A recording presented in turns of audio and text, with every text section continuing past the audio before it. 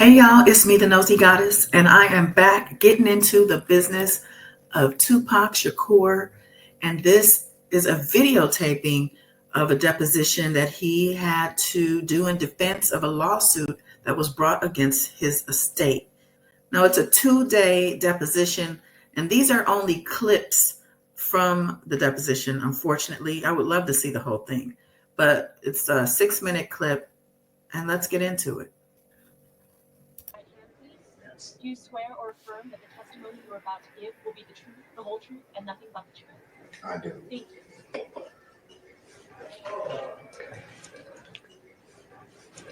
you. Now, the text moves rather fast, so I'm going to go ahead and pause it. In 1995, Tupac was sued by the estate of a slain Texas state trooper. The trooper's family claimed Tupac's music incited police shootings. So they're basically blaming Tupac for the state trooper being shot and unalived. And they're suing his estate in order to get money out of Tupac. Could you please state your full name for the record? Yes, Tupac Shakur. Okay. Attorneys in this case taped this sworn deposition while Tupac was imprisoned on another charge at Clinton Correctional Facility in upstate New York. And just for context, he was in jail in June of 1995, specifically at Clinton Correctional Facility because he was serving a sentence for sexual assault conviction from a 1993 case. He was released from prison in March of 1995 after serving 7 months on appeal. He mentioned it in his song, Picture Me Rollin'. And what is your age and your resident address? I just turned 24, June 16th. I'm living in Decatur, Georgia. Okay.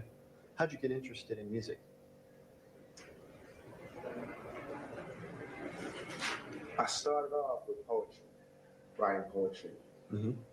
But Like junior high, high school? yes, Okay. junior high school.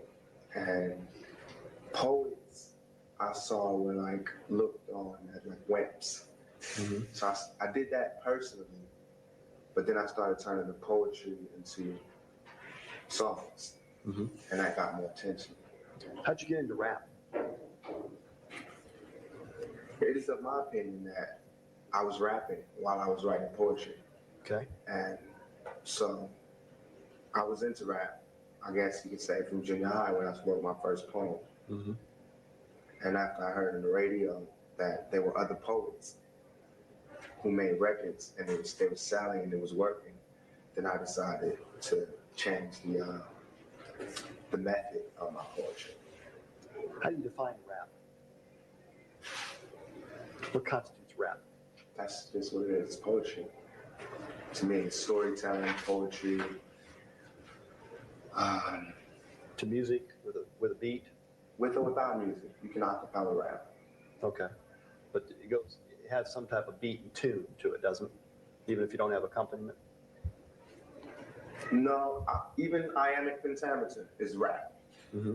You know, it's the way you write it and the structure. It depends on how you write it, but as to whether you need a beat or whatever. I guess it just wouldn't sell that much if you didn't have a beat. So Right. the music is more of a selling tool than it is necessary. Now, you were performing by the time you did your solo album, what people call gangster rap. No, You were not. no. What would you call what you were performing? Rap music. Rap music. Yeah. Have you ever performed gangster rap? No. Okay. And why would you say that? Because I don't know, number one, what gangster rap is. Number two, I don't classify what my music is as gangster rap. Have you heard the term? A lot. Okay. The next statement that I'm a victim for real. I really got my ass beat. I really don't like police. I didn't say that. Where you at right there? Oh, I didn't say that. That's not what it says. Okay. It says, I'm a victim for real. Everything I talk is for real. I really got my ass beat. I really don't like that. The interviewer wrote police. Did you mean police? No, What did you mean? I really don't like crooked police. Okay. So you feel okay about other police? Feel okay? You like other police? You just don't like I like police? Is that your police. statement? I like everybody that just does their job. I mean, it depends on, I don't know, personal. If I meet someone that's kind-hearted and that's true and that's fair, then I like that. Especially in a position like that. Somebody is in a position where they have to put their life on the line and they can still be fair to everybody they meet. I definitely like them. I admire that. Are you aware of any others who had shot policemen, especially teenagers who shot policemen after listening to your music? After allegedly listening to them. That's right. After allegedly listening, they said they listened to your music, No, and that's what caused them to do it. but none of them ever said this until you guys that started saying this. So they Okay. put it all on the news and had Dan Quayle say it. I'm asking you aware of any others than No. the ones I asked? No. Okay. When did you first start getting fan mail? Remember what year? No, I don't. Did I hear you say that you also receive unfavorable mail? Yeah, like this. I got a lot of mail from y'all. And From fans? no, from y'all. You guys, the lawyers, the lawsuits. From anybody else? Did you ever receive unfavorable mail? Out of my whole career, I believe I got 5 pieces of hate mail. Out of probably like a lot of all of the mail I've ever gotten, I've only got about 5 pieces maximum. Do you respond to that? I responded to your hate mail. Just answer the questions. We'll get out of here quicker. Have you ever used illegal drugs? Marijuana? Yes. Any others? No. Okay. How often have you used marijuana? In my whole life? Yeah. At what point in my life? Let's say from 17 on. I'm going to instruct the witness not to talk about any use or possession of illegal substances. I don't believe that is relevant to this. He's admitted he used it. I think it's absolutely relevant. You're trying to make him out to be a choir boy, and I want to see what he's really done. I have made him out to be anything. You're trying to make me out to be a devil. Was it your intention to try to get young black people to be violent to police? No. Were you trying to provoke anybody to do anything particular? Were you trying to provoke or trying to get people to do things? Yes. Tell us what. Think. Use your head.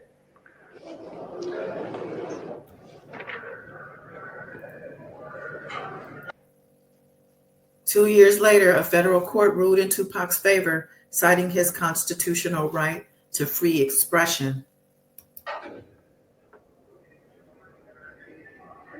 By the time of the ruling, Tupac had already been shot and killed. A couple things stood out for me in this series of clips from this 2-day deposition. He was very astute, very intelligent. You saw he corrected the attorney who tried to put words in his mouth. And apparently the officer changed some of his own wording in the statement. The lawyer said, "Oh, you're trying to make him out to be a choir boy." And he said, "You're trying to make me out to be a devil." And he also let him know that the only hate mail that he was getting was from the lawyers like him who were suing him. He also talked about how he started rapping by writing poetry. He considered that rap.